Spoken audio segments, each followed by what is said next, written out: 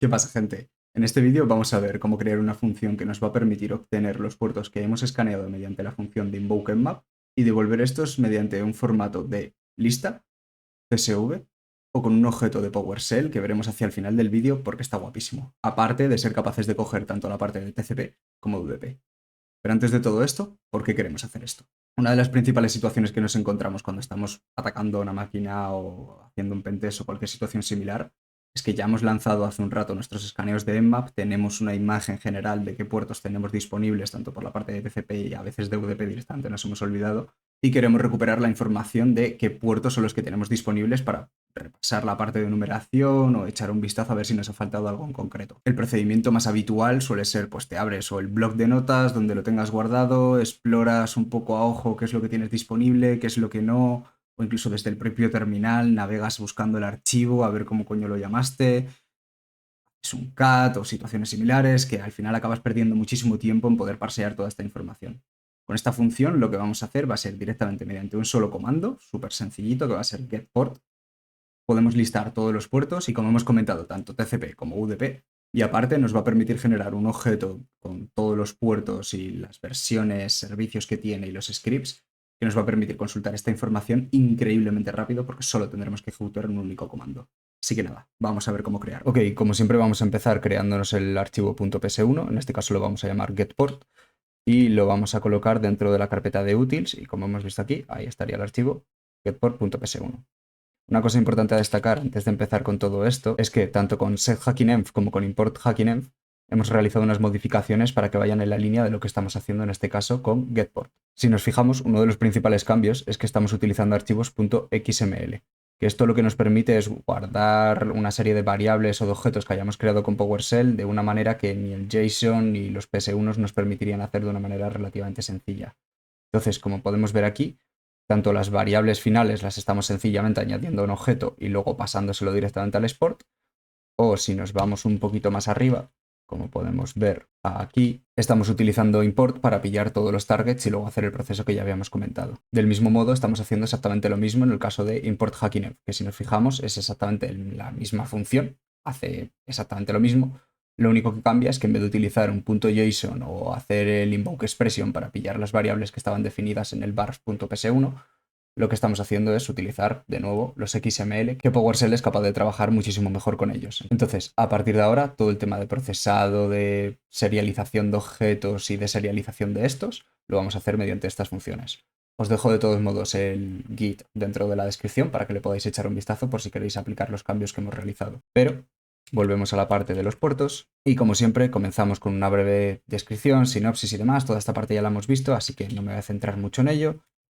Y si bajamos, aquí podemos empezar a trabajar ya en la parte importante, que sería, en primer caso, empezar a hacer la función, definir sus parámetros. Como siempre, estamos haciendo el cmdlet binding, que ya lo hemos visto, y definimos principalmente dos parámetros, en este caso el modo, que lo que va a definir es cómo va a devolver el output, y el protocolo, que es qué tipo de protocolo va a ser el que va a revisar. Tanto si hemos hecho escaneos de TCP como de UDP, nosotros vamos a querer sacar uno u otro, u ambos. En este caso, podemos elegir todas las opciones. Y de nuevo con el validate set, que ya hemos visto hasta ahora, así que podemos pasar a la siguiente parte. Si nos fijamos aquí, lo primero que vamos a hacer va a ser hacer un switch en base al protocolo que elijamos, ya sea TCP, UDP u ambos. Entonces veamos cómo hacemos cada una de las funciones. En este primer caso con TCP, lo que vamos a hacer es que si el modo no es igual a full, esta parte es importante, vamos a declarar la extensión como .enmap porque no nos va a interesar la parte de .xml todavía, y protocols lo vamos a declarar como all. Este lo declaramos en un array porque en el caso de full vamos a tener que meter varios, entonces lo tenemos en cuenta ya desde el principio que vamos a estar haciendo esto de trabajar con un array o con múltiples objetos. En el caso de que sí que sea full, como podemos ver aquí en el else, vamos a meter que la extensión sea XML y directamente los protocolos van a ser full. En el caso de UDP es relativamente lo mismo, solo que en este caso es, si no es full, vamos a meter como protocolo UDP, y en el caso que sea full, también lo vamos a hacer exactamente igual. Así que con esa parte ni siquiera nos complicamos todavía. Finalmente, la última opción, en este caso both, lo que vamos a hacer va a ser declararlo exactamente igual. En el caso de que no sea full, la extensión va a ser enmap, en el caso de que sea full, la extensión va a ser XML. Y lo que vamos a hacer es este array, vamos a coger todas las opciones posibles, tanto all como UDP.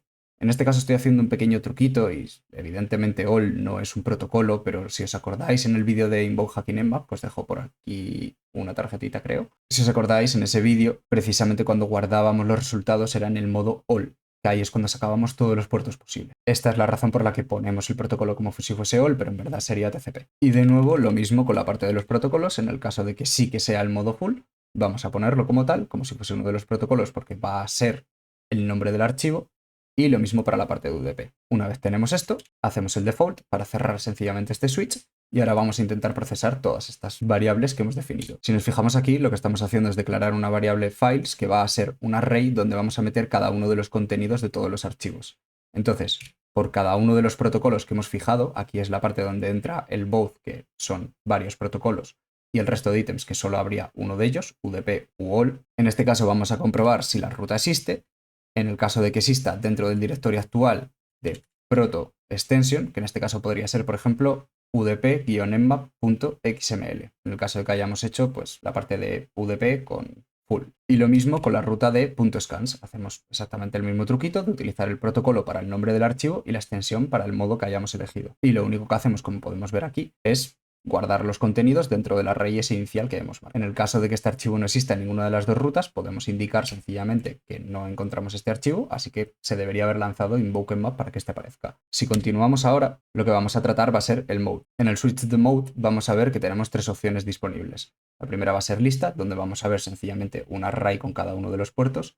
En el otro caso va a ser un CSV, donde vamos a tener una lista separada por comas que solo vamos a poder pasar a invoke nmap mode full. Y finalmente el modo full, que lo que va a hacer va a ser devolvernos un objeto donde vamos a tener muchísimos más datos y donde va a ser especialmente interesante para poder ver los puertos al completo, tanto versiones como scripts. Eso lo veremos un poquito más adelante. Así que vamos a ello. En el caso de list, si os acordáis, este comando ya lo vimos en el vídeo anterior donde hacemos un regex y extraemos únicamente el valor de los puertos. En este caso he querido mejorarlo un poquito añadiendo también un segundo grupo de TCP y UDP que lo que nos va a permitir va a ser indicar qué tipo de protocolo pertenece a este puerto. Bastante sencillito, es algo que vimos ya en vídeos anteriores, así que podemos continuar con la parte del CSV que va a ser exactamente igual. Como podemos ver aquí, hacemos exactamente el mismo comando, no cambia nada, a excepción del final, donde hacemos un join string y utilizamos de separador una coma, lo que va a permitir pasárselo directamente a invoke nmap y mode full. Y finalmente, donde viene la chicha principal de esta función, que sería en el caso de full. Aquí vamos a ver que vamos a crear un objeto de una manera un poquito más compleja y mediante unos truquitos que se me han ocurrido, pero creo que el resultado es excelente para cuando podemos estar hackeando, que veamos todos los puertos de golpe. Vamos a ello. En el caso de full tenemos que hacer un par de truquitos más porque a la hora de procesar los XML se complica si los queremos adjuntar sencillamente.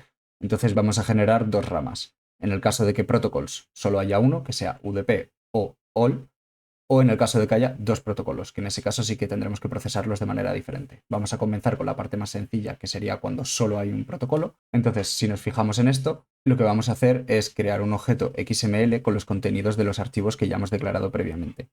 Este, cuando lo vayamos a procesar con PowerShell, es increíblemente sencillo porque podemos acceder a todas sus propiedades como si fuese un objeto. Ahí podemos ver que sencillamente accedemos a las variables de xml.nmaprun.host.ports.port. Esto nos va a devolver un array que va a contener todos los puertos y cada uno de ellos con sus datos, tanto si está abierto o no, tanto el port ID que se va a corresponder al número de ese puerto, tanto el protocolo que tiene, el servicio, el product, el version, los scripts, absolutamente toda la información de cada uno de estos puertos va a estar contenido dentro de ese objeto. Entonces lo que podemos hacer es, por cada uno de estos objetos, vamos a comprobar que estén abiertos y en el caso de que estén abiertos vamos a crear un PS Custom Object que va a contener los siguientes datos. El port ID, que se corresponde al número, el protocolo, TCP o UDP, el service, que va a ser un conjunto del product, que por ejemplo se podría corresponder a OpenSSH, y el service version, que puede ser, pues, por ejemplo, la versión 8.0. En este caso lo que estamos haciendo es guardarlo como un string en el que, al juntarlo, en el que vamos a obtener OpenSSH 8.0. Y finalmente con la parte de scripts la tenemos que guardar de una manera relativamente extraña, pero si os fijáis es exactamente el mismo constructo que en el caso de los puertos. Lo que hacemos es un for each por cada uno de los elementos y creamos un PS Custom Object con una serie de datos. En este caso la clave va a ser el ID del script que se ha ejecutado, como por ejemplo HTTP header, y en el valor vamos a guardar el script output, que es básicamente los datos que nos ha devuelto. Si continuamos ahora con la parte de cuando hay dos protocolos, aquí tenemos que cambiar ligeramente la táctica.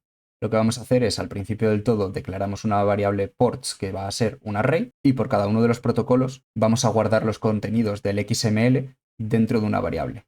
Vamos a ejecutar exactamente el mismo proceso de por cada puerto crear un objeto si está abierto que contenga esos datos, y ese port que hemos generado a raíz del for each lo vamos a guardar dentro de puertos y vamos a repetir otra vez el proceso con el otro protocolo.